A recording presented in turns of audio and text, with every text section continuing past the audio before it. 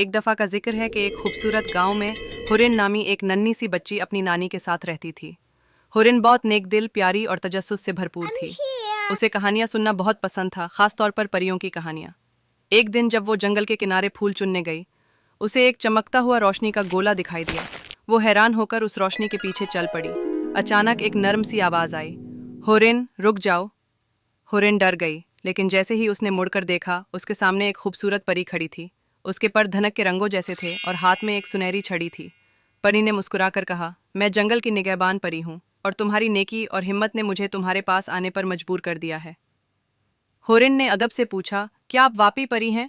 परी ने इस्बात में सर हिलाया और कहा, हाँ, और तुम्हें एक इनाम देना चाहती हूँ। तुम एक ख्वाहिश मांगो, जो भी तुम चाहो। हुरिन ने कुछ देर सोचा, फिर बोली, मैं चाहती हूँ कि मेरे गांव के सब बच्चे खुशहाल हों, किसी के पास भूख या दुख न हो। परी ये सुनकर बहुत खुश हुई। उसने अपनी छड़ी घुमाई और एक तेज रोशनी फैली।